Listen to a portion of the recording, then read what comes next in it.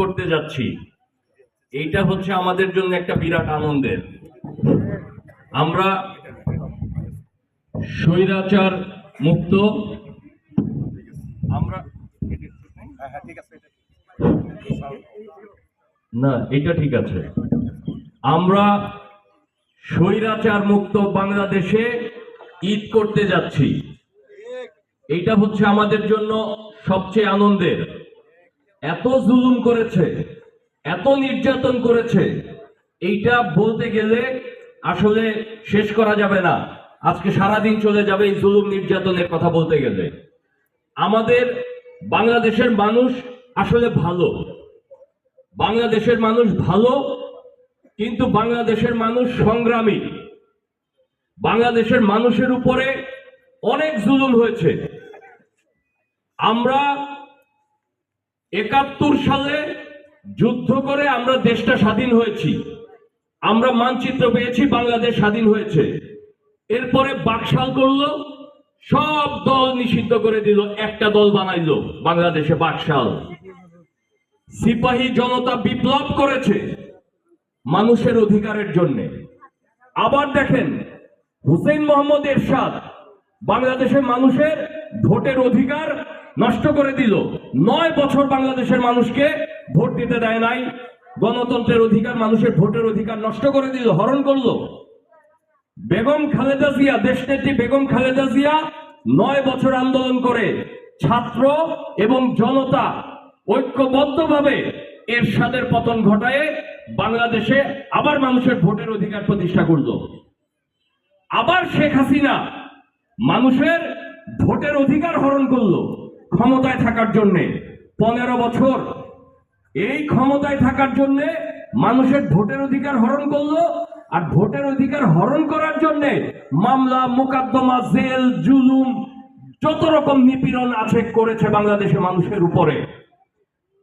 আবার ছাত্র জনতা, রাজনৈতিক দলের নেতাকর্মীরা ঐক্যবদ্ধভাবে শেখ হাসিনার পতন ঘটিয়েছে।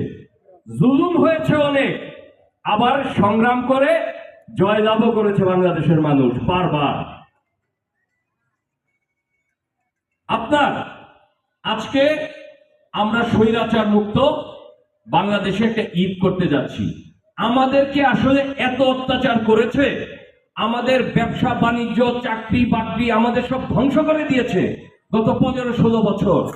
আজকে আমরা এখানে ঈদ শুভেচ্ছা বিনিময় নেতারা আছে, আজকে আমরা কিভাবে ঈদ শুভেচ্ছা বিনিময় করছি সেটা বড় ব্যাপার না, আমরা কি বিনিময় করছি সেটা বড় ব্যাপার না। আমাদের যে হৃদ্যতা, আমাদের যে ভালোবাসা, আমরা যে মুক্ত আকাশে একসাথে বসতে পেরেছি, এটাই হচ্ছে আমাদের সবচেয়ে বড় ব্যাপার। আজকে দেখেন এই ১৫-১৬ বছর আন্দোলন সংগ্রাম করে, জেল জুলুম অত্যাচার সহ্য করে আমাদের সবকিছু নষ্ট হয়ে আজকে এইখানে এসেছি।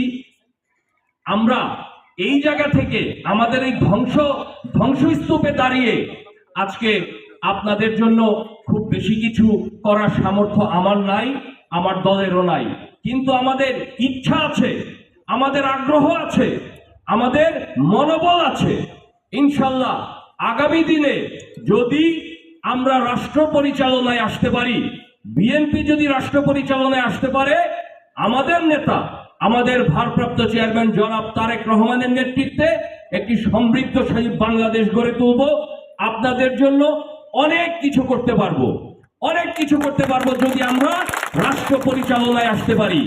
আমরা এই ১৫ বছর জুলুমের পরে এইখানে এই অবস্থা থেকে আমাদের সামর্থ্যের মধ্যে খুব বেশি সামর্থ্য আমাদের নাই, আমাদের পক্ষে যতটুকু সম্ভব সেটা নিয়ে আমরা আপনাদের পাশে দাঁড়ানোর চেষ্টা করি।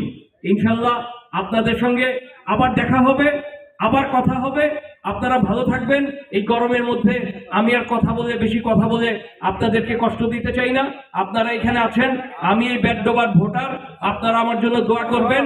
আমি বিএনপি কেন্দ্রীয় কমিটির সহ সাংগঠনিক সম্পাদক, আমাদের নেতা জনাব ভারপ্রাপ্ত চেয়ারম্যান তারেক রহমান আমাকে ঢাকা বিভাগের দায়িত্ব দিয়েছে। আমি ঢাকা বিভাগের সাংগঠনিক দিকে দলকে সহযোগিতা করি। এবং আমি কালীঘাটিতে আপনাদের সঙ্গে আছি, থাকবো। আপনাদের প্রতি আমার হৃদয় নিংড়ানো ভালোবাসা। আপনারা সবাই ভালো থাকবেন। খোদা হাফেজ। বাংলাদেশ জিন্দাবাদ, বাংলাদেশ জাতীয়তাবাদী দল জিন্দাবাদ, দেশনেত্রী বেগম খালেদা জিয়া জিন্দাবাদ, আমাদের নেতা ভারপ্রাপ্ত চেয়ারম্যান জনাব তারেক রহমান জিন্দাবাদ, শহীদ রাষ্ট্রপতি জিয়া রহমান অমর হোক।